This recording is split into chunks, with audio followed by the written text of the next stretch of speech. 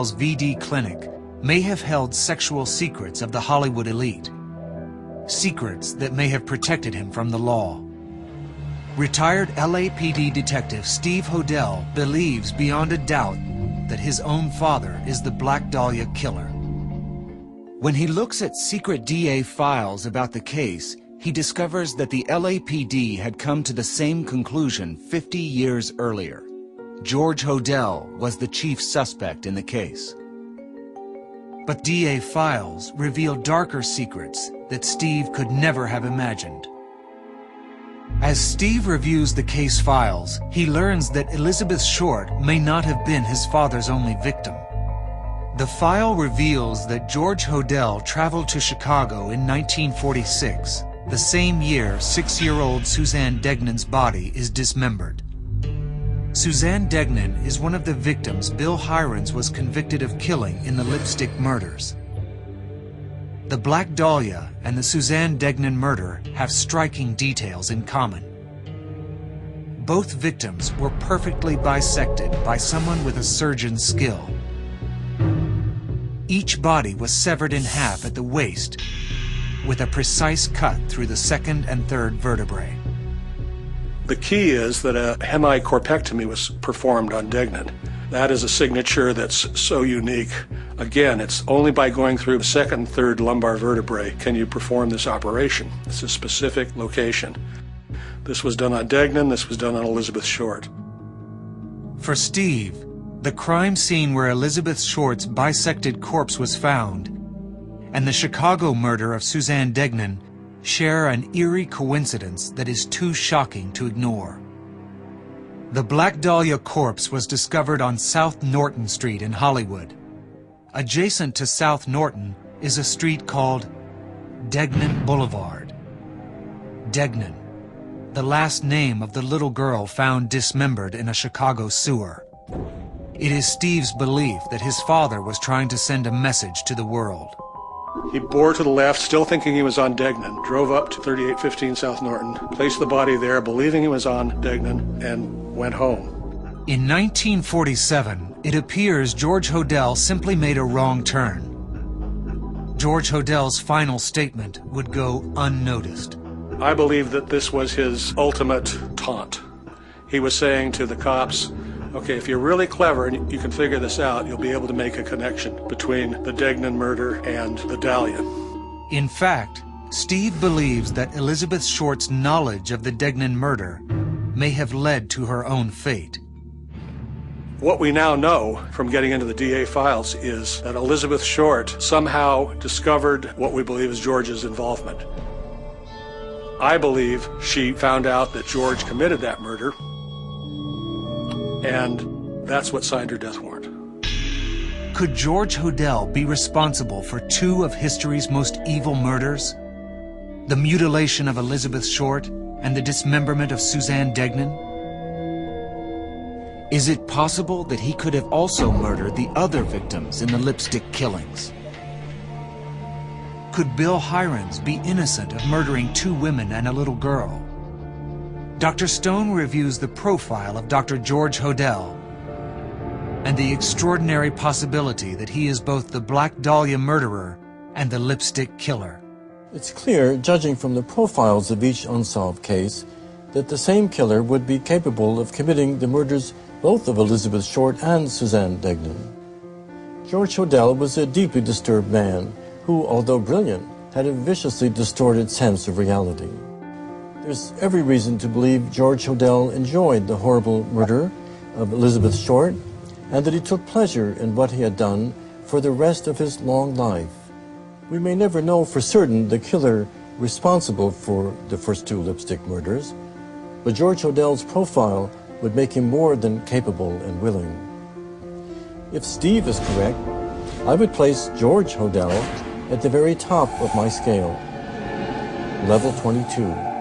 Psychopathic torture murderers with torture their primary motive. But questions remain about Bill Hirons, the man actually convicted as the Lipstick killer. From my meeting with him, I feel his profile simply does not match that of a murderer. Although Steve Hodel may have solved the case of the Black Dahlia and the lipstick killer, he may be too late to save Bill Hirons, the man convicted as the lipstick killer. The sad thing is that we have a man 60 years incarcerated, wrongfully prosecuted. Bill Hirons remains Illinois' longest-serving inmate and has always claimed his innocence. Despite recent legal campaigns and Steve Hodel's shocking revelations that his own father may be responsible for the murders, Bill Hirons has still been denied parole. The only reason he confessed was to save himself. They said, "You'll be executed, we're going to cook you, confess or die." And he made the right choice. A 17-year-old boy who had been beaten and under extreme duress, he would be dead. He would have been dead within a year had he pled not guilty. But for Steve Hodel, it is beyond doubt. His father, Dr. George Hodel, is a serial killer.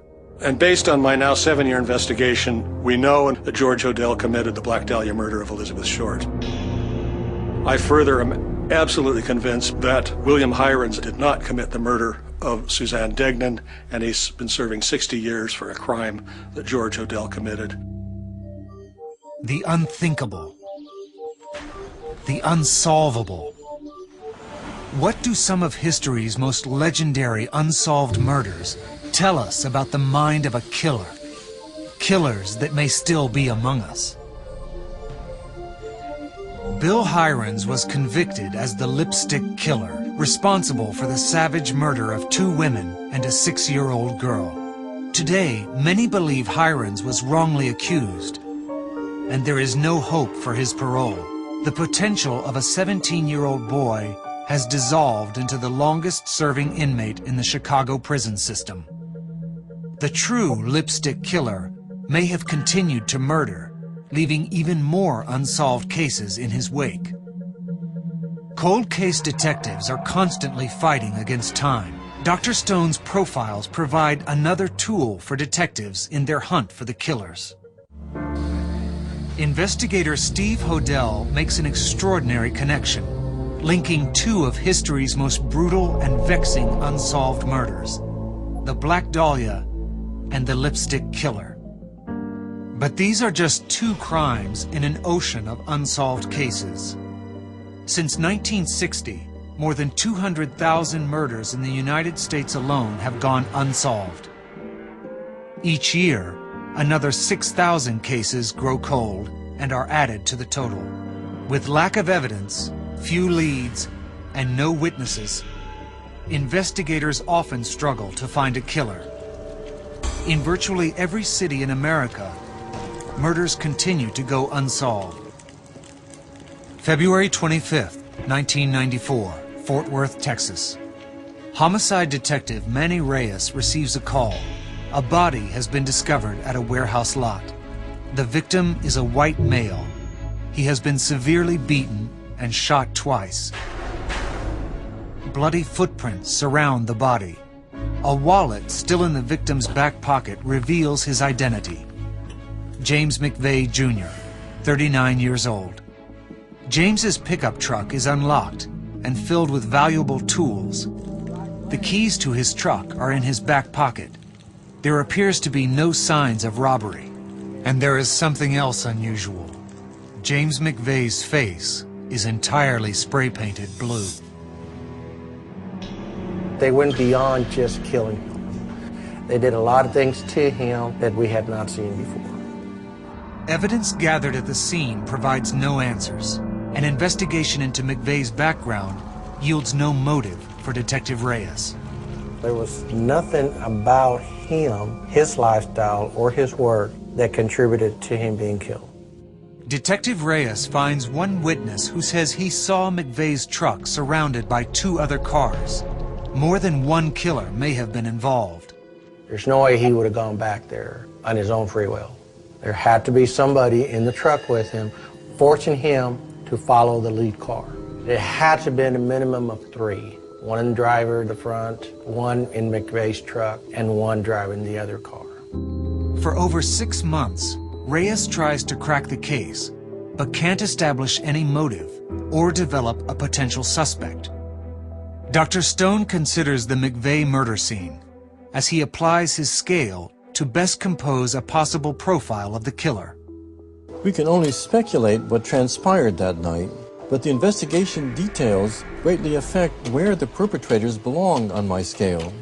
If McVeigh's murder was carried out by multiple people, it shows a heinous level of premeditation and planning. There was no robbery, and that suggests the only reason to murder was for the thrill of killing this man.